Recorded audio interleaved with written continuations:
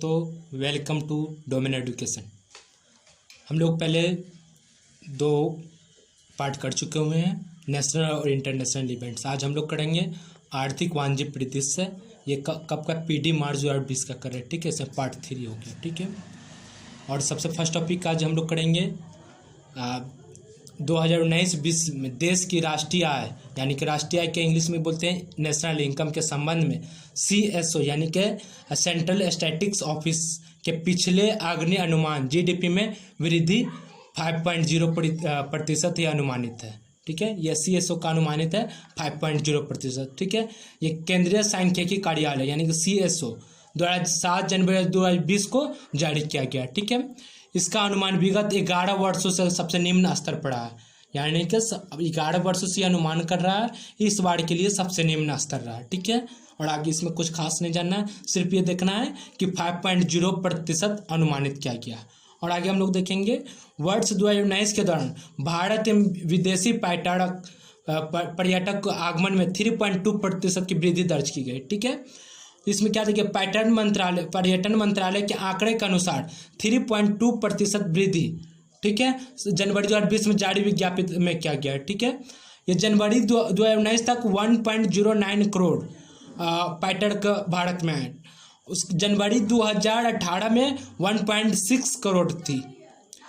और इसमें भी कुछ नहीं जाना, मात्र ये याद रखना है 3.2% की वृद्धि दर्ज की गई 2019 में। और आगे हम लोग देखेंगे बीते वर्ष 2019 में अधिकांश देशों में GDP यानी ग्रॉस डोमेस्टिक प्रोडक्ट में वृद्धि पहले के पूर्वानुमान से कम ही रही। वैश्विक आर्थिक स्थिति और संभावनाओं पर संयुक्त राष्ट्र का रिपोर्ट, किनका रिपोर्ट है? संयुक्त राष्ट्र का रिपोर्ट है, ठीक है। विश्व की मौजूदा आर्थिक स्थिति व इसकी संभावनाओं को संबंध में संयुक्त राष्ट्र संघ का वर्ष 2020 के world economic situation and prospectus report विश्व भर में 16 जनवरी 2020 को जारी की गई, ठीक है। संयुक्त राष्ट्र संघ के आर्थिक एवं सामाजिक मामले के विभाग के अतिरिक्त अंकटाड यानी कि UNCTAD अंकटाड बोलते हैं, यानी कि United Nations conference on trades and development तथा संयुक्त राष्ट्र संघ के 5 क्षेत्रीय आयोग, इकोनॉमिक कमीशन फॉर अफ्रीका यानी कि ECA, economic commission Europe, economic commission for Latin America and Caribbean यानी कि ELSCA, economic and social commission for Asian and the Pacific ESCAP व economic and social commission for western Asia and the Pacific ESW के सहयोग से तैयार की गई। इस रिपोर्ट के अनुसार GDP स्थिर है, ठीक है। 2020 में वैश्विक वृद्धि दर 2.5%, 2021 में 2.7% पूर्वानुमान इसमें व्यक्त किया गया है, ठीक है। WEPS के अनुसार, रिपोर्ट के अनुसार भारत का GDP 2019 में 5.7% यानी कि 2019 में, और 2020 में 6.7% और 2021-22 में 6.3% पूर्वानुमानित किया गया। हम लोग को सिर्फ ये जानना है 2020-21 के लिए 6.6% पूर्वानुमान किया गया, ठीक है। और आगे हम लोग देखिए बजट प्रस्तुत के 1 माह पूर्व भी रेल यात्री किराए में मामूली सी वृद्धि की गई, ठीक है।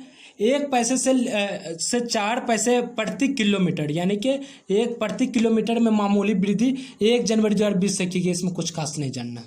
बीते वर्ष 2019-20 में भारत सहित विश्व के अधिकांश अर्थव्यवस्था स्थिरता बने रही। ये किनका रिपोर्ट है? ग्लोबल इकोनॉमिक प्रोस्पेक्टस रिपोर्ट है। ग्लोबल इकोनॉमिक और प्रोस्पेक्टस का रिपोर्ट है, 8 जनवरी 2020 में रिपोर्ट जारी की गई, ठीक है। इसमें 2019 में वैश्विक अर्थव्यवस्था में स्थिरता की स्थिति बनी रही, ठीक है, तथा 2.4% वृद्धि दर्ज आया, इसमें मात्रा आया, ठीक है। इसमें कुछ खास नहीं जानना। अंतर्राष्ट्रीय मुद्रा कोष की जनवरी 2020 की वर्ल्ड इकोनॉमिक आउटलुक रिपोर्ट में 2019-20 में भारत का GDP वृद्धि 4.8% रहने का अनुमान है, ठीक है, 19-20 के लिए। ये अंतर्राष्ट्रीय मुद्रा कोष को क्या बोलते हैं? IMF इंग्लिश में, ठीक है। World economic outlook report Switzerland में दावोस में विश्व आर्थिक यानी कि दावोस में विश्व आर्थिक मंच वर्ल्ड इकोनॉमिक फोरम के 50वें वार्षिक सम्मेलन 20 जनवरी 2020 को रिपोर्ट जारी की गई। ठीक है, इसमें विश्व बैंक जनवरी 2020 की ग्लोबल इकोनॉमिक प्रोस्पेक्टस की रिपोर्ट के तर्ज पर इस रिपोर्ट में भी वैश्विक अर्थव्यवस्था में स्थिरता की बात स्वीकार की है। भारत में वृद्धि 2018-19 में 6.8% रहने के पश्चात 19-20 में 4.8%, 21-20 और 21 और 22 में क्रमशः 5.8% और 6.5% रहने का पूर्वानुमान है। इसमें ये याद रखना 5.8% और 6.5%, दूसरा इसमें से कुछ नहीं पूछेगा।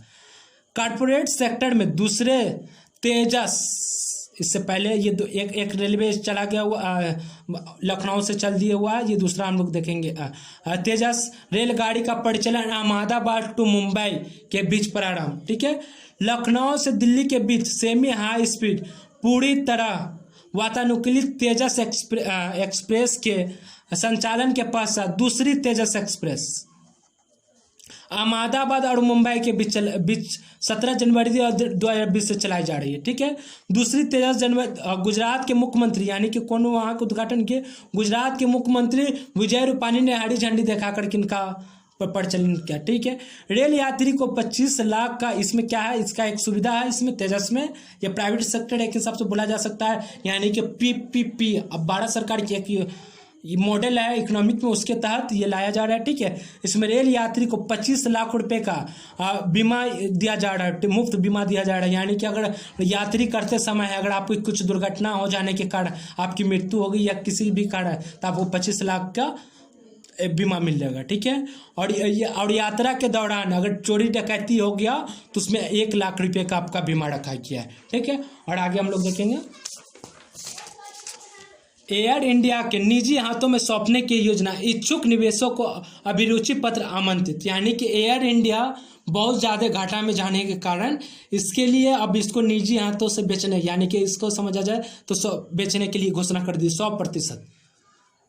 100% हिस्सा बेचने की घोषणा सरकार ने जनवरी 2020 में कर दी। ठीक है, विनिवेश के लिए गृह मंत्री की अध्यक्षता में, यानी कि किनकी अध्यक्षता में, गृह मंत्री, भारत की गृह मंत्री कौन है अभी, अमित शाह जी है। ठीक है, गठित air India specific ultrasonic mechanism, यानी कि AISM, जिसके सदस्य वाणिज्य उद्योग मंत्री तथा नागरिक उड्डयन मंत्री शामिल है।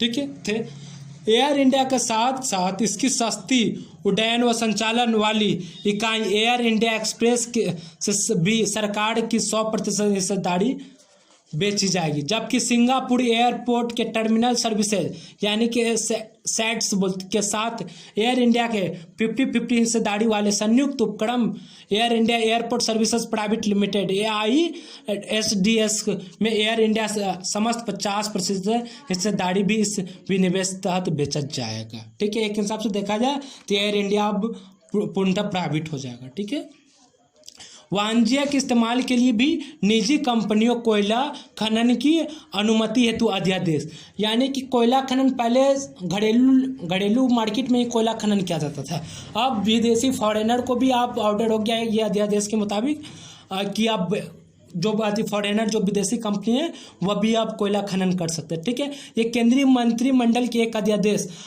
मिनरल लॉज अमेंडमेंट, ठीक है, 2020 में मंजूरी 8 जनवरी 2020 को दी गई। ठीक है, इसमें अब कोई भी कंपनी नीलामी में भाग ले सकती है, जरिए कोयला खदान में प्राप्त कोयले की वाणिज्यिक बिक्री कर सकेगी। इसके साथ ही कोयले क्षेत्र में विदेशी निवेश के लिए भी खोल दिया गया, यानी कि अब इसमें विदेशी लोग भी इन्वेस्टमेंट कर सकेंगे। ठीक है, कोयला उत्पादन में भारत का विश्व का 4था सबसे बड़ा है, यानी कि कोयला उत्पादन में भारत का स्थान रैंक 4था है। ठीक है, और अब हम लोग देखें ईंधन संरक्षण हेतु पेट्रोलियम संरक्षण अनुसंधान संघ का सक्षम 2020 अभियान। ठीक है, ये एक अभियान है ईंधन और संरक्षण के लिए। ठीक है, पेट्रोलियम संरक्षण अनुसंधान द्वारा।